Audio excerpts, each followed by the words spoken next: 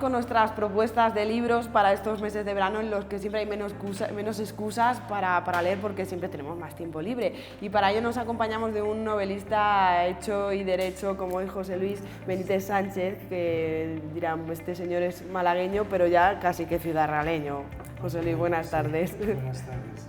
Podríamos hablar de muchas novelas, pero nos vamos a centrar en la última, pero queremos hacer un flashback a Chafanto, sí, que me comentabas que fue publicado por una editorial en Madrid, ¿no? Sí, efectivamente, Chafanto fue prácticamente la primera novela que yo escribí, ¿no? La tuve pensándola, es decir, rumiándola durante mucho tiempo, ¿no? Pero bastante tiempo. Y un día, pues, yo decidí que llegó el momento de que Chafanto quería salir, ¿no?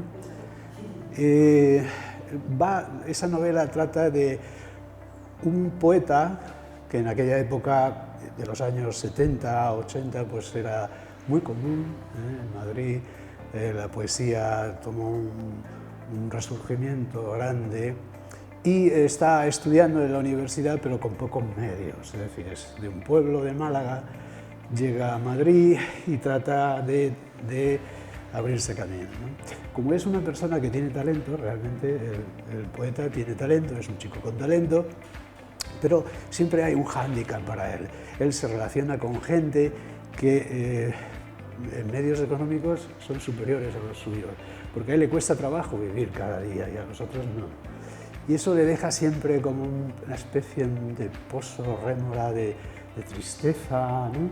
Que va venciendo un poco con las cosas, con el cada día, con su lectura. Y bueno, hay una chica que se enamora de él también de ella, pero surgen toda una serie de problemas a través principalmente de todas estas cuestiones. Él se sentía muy mal porque no tenía la suficiente facilidad para que su vida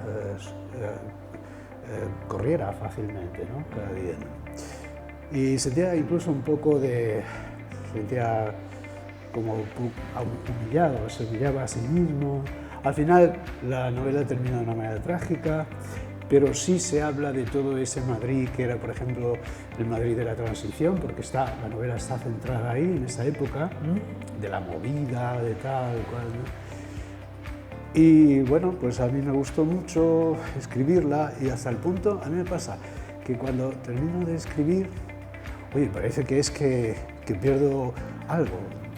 ¿Que te falta algo? Sí, que me falta que una amistad que se me aleja, yo qué sé, un amor que pierdo o lo que sea, ¿no?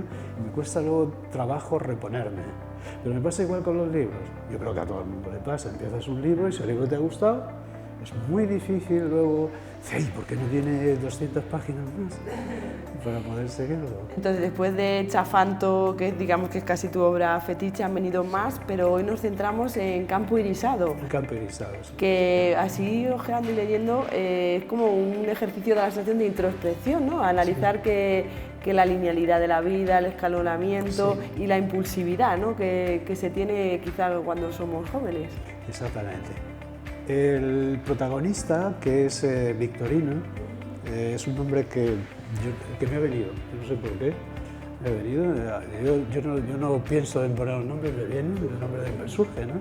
El otro día iba por ahí andando y venía alguien conmigo, un amigo, y me dice, anda, mira, Victorino, no sé qué, Victorino. Yo, qué curioso, ¿no? Es un nombre raro, ¿no? Y no es frecuente aquí llamarse Victorino, ¿no?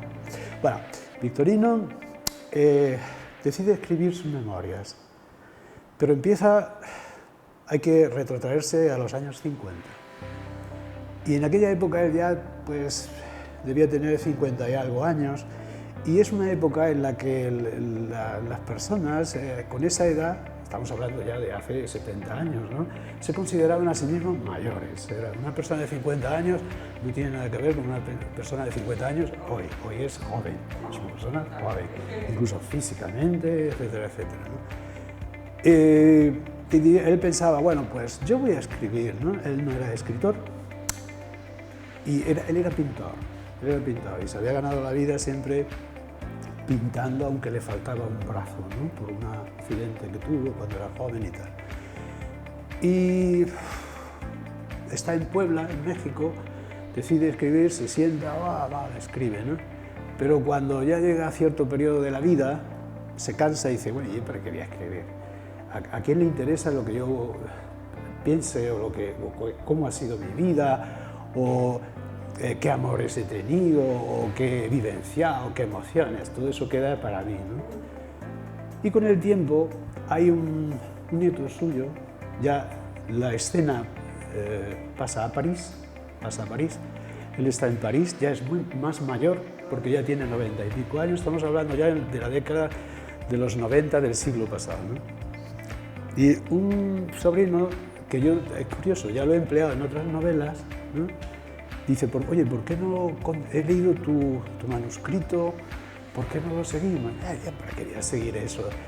No hace falta que tú lo escribas, tú te sientas ahí en el sofá, reflexionas, yo te hago un café y yo voy copiando lo que tú vas diciendo y ya lo enlazo con lo anterior, ¿no?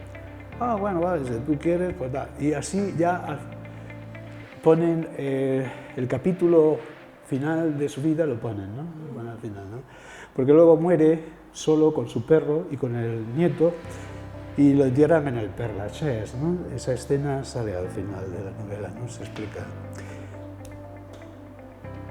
El por qué exactamente escribe sus memorias. Es un hombre que, habiendo vivido tanto tiempo, casi un siglo, ¿no? Pues se ha mantenido como muy fiel a sí mismo. Pero fiel a sí mismo no porque tenga unas ideas o una ideología determinada o piense objetivamente en que su vida debe ser de esta o de la otra manera, sino a una esencia vital, una esencia vital, ¿no? Y él, transcurrido el tiempo, cuando miras a su infancia, él se ve a sí mismo sin diferencia. Dice, es que yo soy el mismo que cuando tenía 10 años, solamente que ahora tengo casi 100, la piel ya la tengo arrugada, me ha pasado mucho tiempo, tengo muchos achaques propios de la edad, pero yo sigo siendo ese Victorino joven que estaba con su abuela, porque él estaba como muy abuelado, ¿no? Con la abuela, la madre andaba un poco metida en otras cosas, de la casa, del tiempo. Estamos hablando a principios del 1900, ¿no?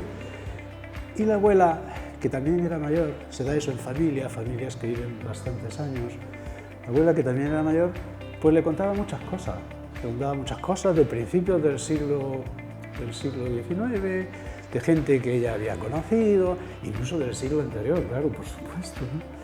Familiares y tal. Y todo eso él lo tenía que, ¿no? ¿Y si yo escribo, no es una saga, pero como una especie de no solamente mi memoria, sino de libro de vida, de todo lo que he oído, de todo lo que he experimentado, de lo que he visto en los demás, de cómo se comportaban, de cómo pasaban culturalmente por las etapas históricas? Y el nieto que capta esa idea es el que modela, el que le da, el que cincela un poco el sentido de la novela, ¿no? Tiene muchos registros y, claro, se adentra en situaciones del siglo XVIII finales, como de un familiar suyo, una especie de aventurero que se fue al Perú y se cuenta esa aventura del Perú. Y también hay se van retomando historias de unos en otros, pero también hay un viaje en la época, también por ese tiempo, de una chica que se llama Antonia Lorenzo, que van desde Sevilla hasta Aranjuez, por razones de salud de su madrastra y tal. El médico le dice que vaya para allá, que ahí se va a recuperar, tal. Claro, pensar un viaje en 1700 y pico desde Sevilla a Aranjuez, aunque sean 500, 600 kilómetros, era increíble, ¿no? Yo he puesto mucha imaginación en ello, naturalmente documentándome también, ¿no? Porque resulta que cada día recorrían lo que era 5 o 6 leguas, que vienen a ser 4 o 5 kilómetros con todos los... bueno, si iban en caballo y corriendo, ¿no? En berlinas así rápidas, ¿no? Pero se iban con carros, muelles, animales, familias enteras, entonces tardaban una cantidad de tiempo en llegar, ¿no? Y claro, pasan por La Mancha, pasan por La Mancha, que en aquella época pues debería de estar bastante despoblada, por supuesto, ¿no? Y me inspiro un poco, pues claro, en todas las novelas que yo he leído sobre pues, de Cervantes, el Quijote principalmente, de todo ese mundo de cómo debía de ser. Y no había transcurrido tanto tiempo, desde el final del siglo XVIII hasta 1600, tal. El tiempo no iba como ahora, las modas no cambiaban tanto, ¿sabes qué digo? Entonces, la gente seguía un poco viviendo como estructuras culturales del pasado, porque iba transmitido a través de la familia, de lo que iba. No había estos medios de comunicación hoy que te aceleran los procesos, ¿no? Mentales, pero entonces no era así, ¿no? Y hay un lenguaje, adapto un poco el lenguaje a la época, a las épocas y tal. O sea, que hacemos un viaje cultural de la mano de Victorino y sobre todo de su nieto, que es quien lo plasma, ¿no? Sí, sí, sí, sí. Es curioso, sí, porque lo que dices tú es curioso, es un viaje cultural, pero se ve ese contraste de Victorino ya en el París de los años 90 del siglo pasado, ¿no? Y esas vivencias de finales del siglo XIX, XVIII, principios del XX, en todo este de las personas, cosas. Las complicaciones que tenemos de las relaciones humanas. Pues José Luis, creo que ya tenemos en el menú este campo irisado para estos días de este calor, que nos podemos refugiar en la lectura. Y siempre un placer conocer un poco la voz del autor, porque siempre nos vas a llamar la atención para adentrarnos en este libro. Pues muchas gracias y que sigas sacando esas novelas que están en tu cabeza. A ver si encuentro el momento y en cuanto tenga la oportunidad lo hago. Ojalá que sea pronto. Muchas gracias. Muchas gracias.